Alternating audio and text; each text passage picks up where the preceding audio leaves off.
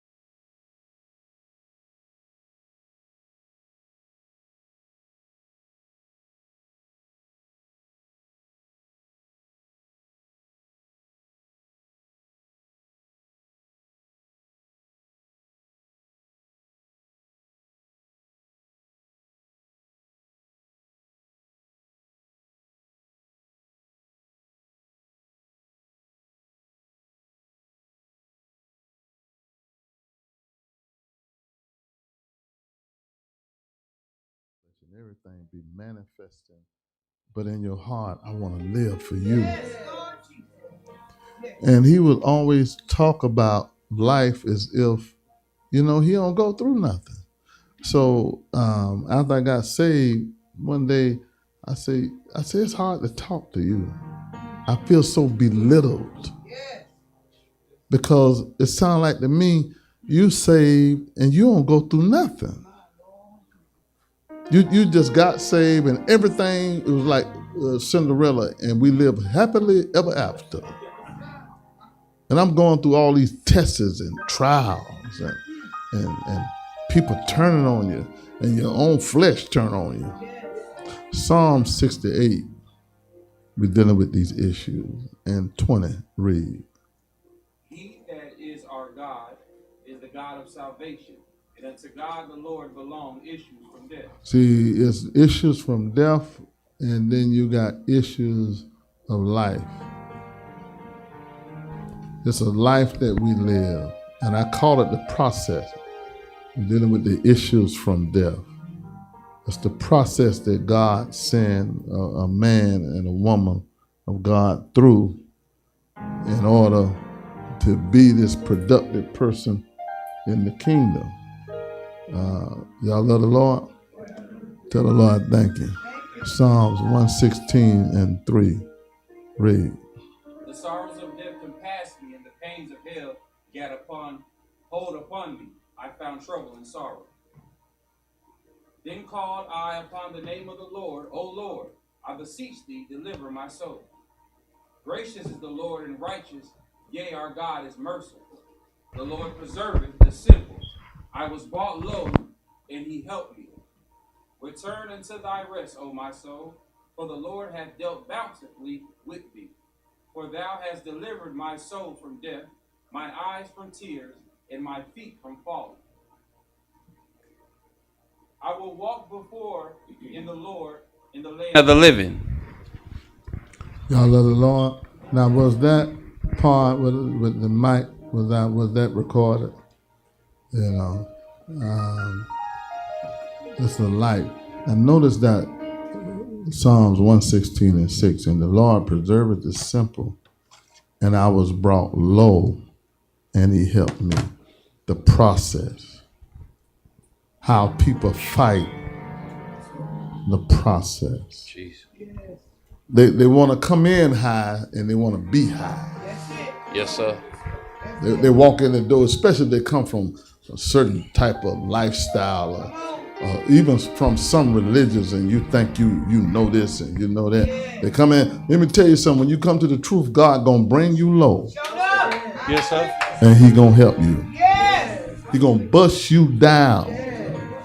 and then he gonna pick you up. He ain't gonna have you walking around here high-minded. He gonna show your behind if you are. It's a test that'll reveal you. The fire reveals. Thank God for his grace and mercy. Thank God that I found grace through that message that was preached to me. And then God give you obedience to follow the instructions that the message gave. I just got to tell him thank you. I wish I had somebody that knew that this life was wonderful. It's a beautiful life. Too many people acting like this the most, it's so hard. No, this is a wonderful life. Being able to obey God and deny yourself, pick up your cross and follow Jesus, and still tell him you're a good God. With all the hurt, the pain, the lies, fighting your own flesh. The grace that I found, it was in the preaching of the word of God. And it profited me. And it gave me life. No matter how far you fall, God can reach you. And I had to go through the financial struggles. I mean, me and money looked like it didn't want a fellowship. Trying to raise my family. In the church, didn't know. All they know, you go in there, the light switch on, food in the refrigerator, but they don't know what you went through. They don't know how sometimes you had to rob Peter to pay Paul. Taking this money from over here and paying this bill and paying, I ain't gonna tell everything. Y'all might call the police over. Writing a check and ain't no money on there yet. Then trusting God that the money gonna come and all that. They don't deal with checks no more. The bank don't even want to deal with checks no more. But I'll write a check out of faith. That's right. I say I'm gonna write this check out of faith, and God will come through. And sometimes it be a little late, and then you got to pay that little late fee. But it came through. That's right. I know what you're talking about. Even starting some of these churches, I don't have the money. I just do it out of faith. That's right. And God bring it. People don't understand a relationship with God. When I went through that financial struggle, God was building me up. He told me, he said, you don't know Jehovah Jireh. He said, you know the Savior, but I'm finna introduce to you Jehovah Jireh, my provider. I didn't know how I was to be. I asked God to give me, I needed some money. And I said, Lord, give me some overtime on the job. And he gave me overtime. Oh my goodness, I was working so much. 6, 7 days a week, 12 hours a day, and I was saved. And it was hurting me. And I said, Lord, I can't continue to do this. And he said, why you didn't ask me for the money? Thank you, Lord. He was showing me what my trust was in that job.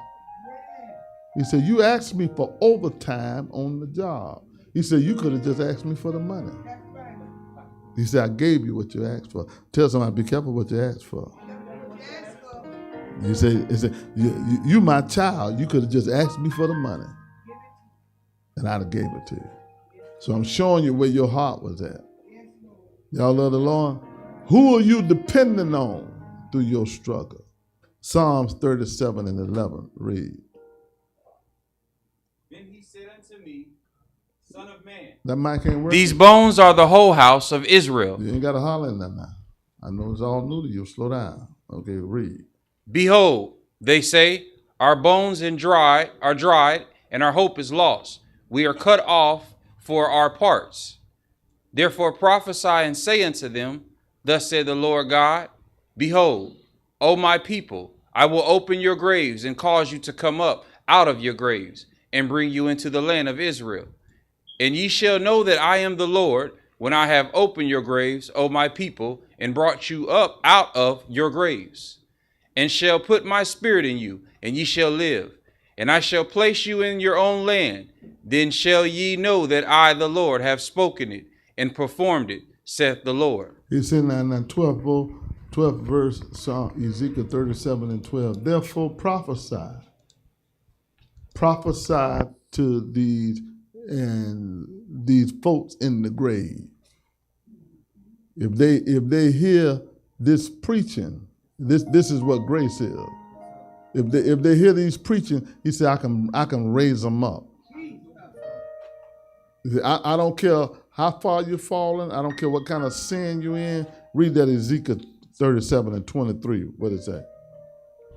Neither shall they defile themselves any more with their idols, nor with their detestable things, nor with any of their transgressions.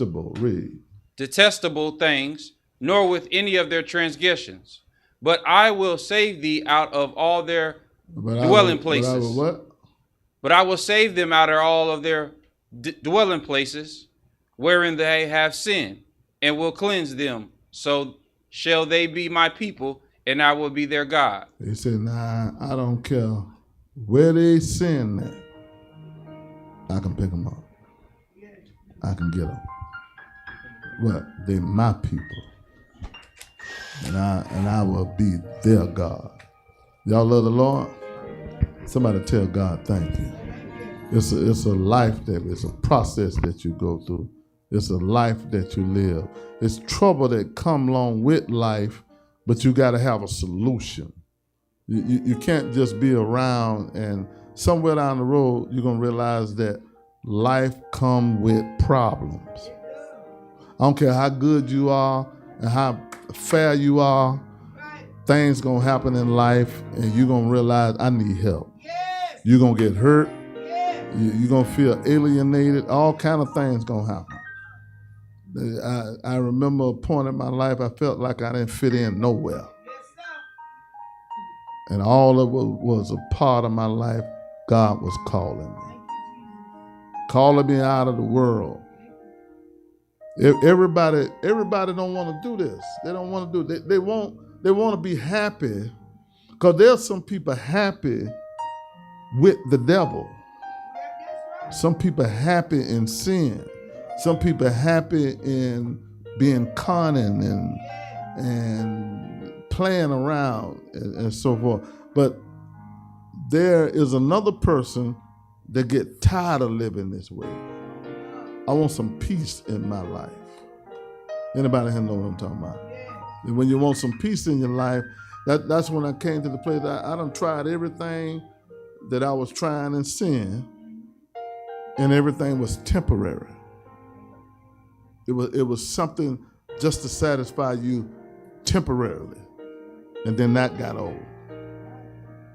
I even had goals. I would set small goals. I wouldn't like people to just set these monster goals. I would have steps to that goal that I wanted to reach.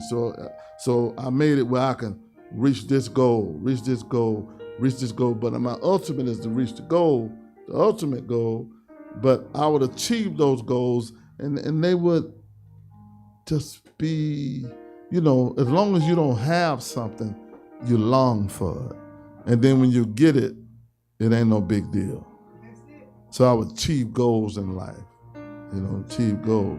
My mother she always wanted us to finish college. And when I finally did it, it was big to her, but to me, it wasn't no, I just finished college, that's all. It wasn't it wasn't like I made it. Because I was saved.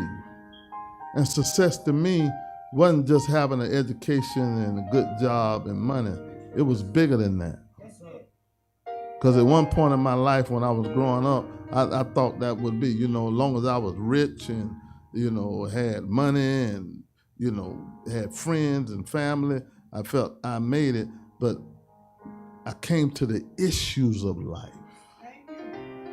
When you find out you got issues, and then you come to God, and then a person got a problem. It's like people come to God as if they ain't had no problems. The only reason you come to God because you do have problems. And so when you come to God, and after you come to God, and then God get a hold to you, and problems are there, but you got God there, you got like, well, I don't supposed to be with God, and this still going on over here. No, I got a God to go to now. Well, I ain't got to be dependent on people, places, and things. You can treat people right, and they still dogging you. You loving folks, and they just loving you long as you do good for them. Y'all ain't got to say nothing. I know y'all got to be so spiritual and so deep.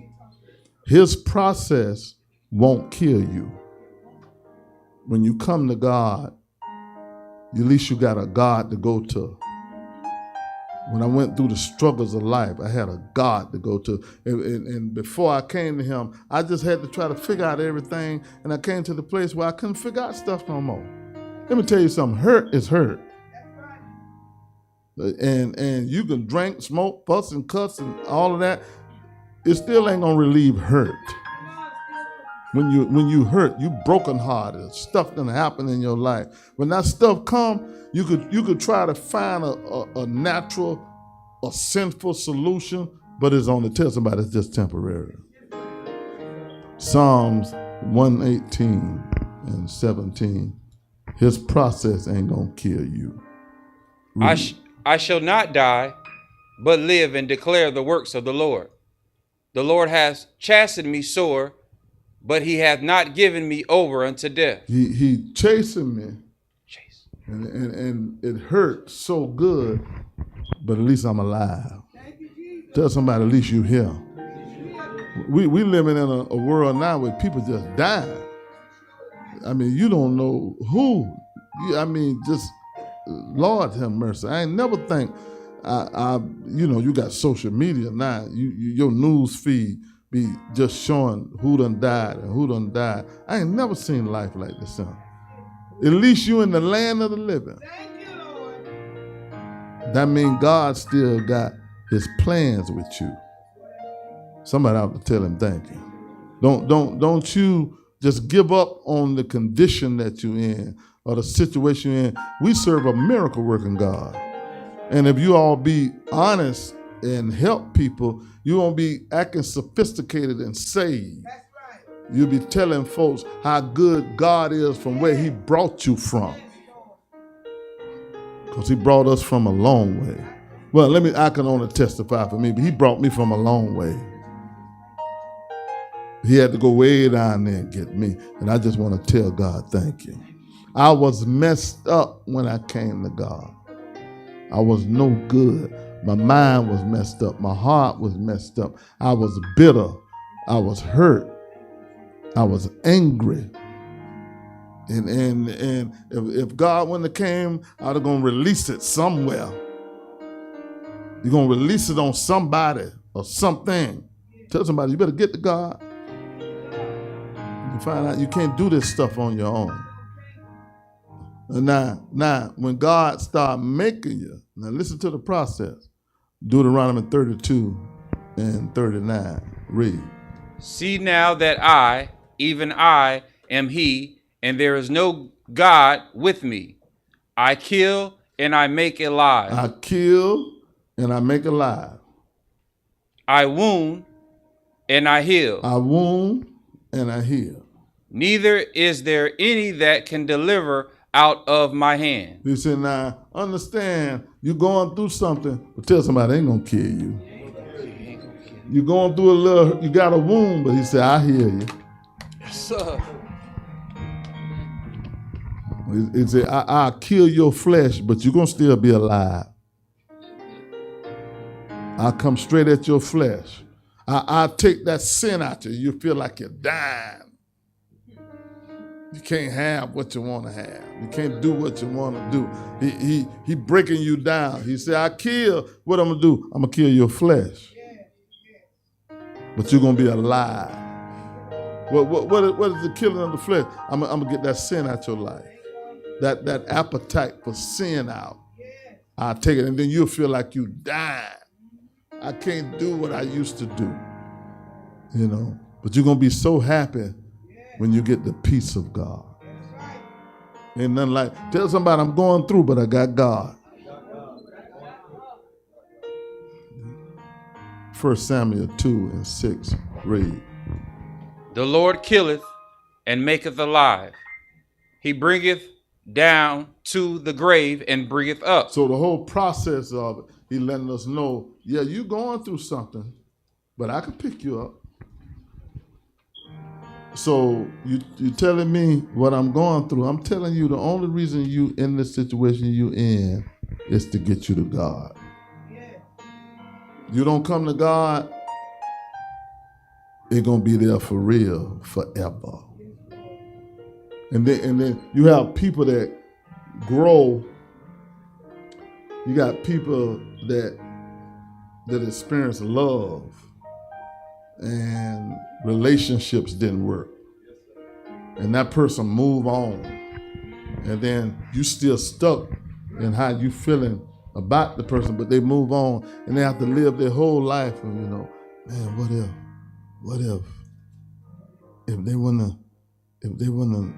we wouldn't have never broke up. No, I'm talking to somebody. If it wouldn't have never just messed up, life could have been this way. And so forth. That stuff be on your mind. And if you don't have God as the remedy to fix you, then you'll have a problem. Y'all love the Lord? Somebody tell the Lord thank you. I'll finish this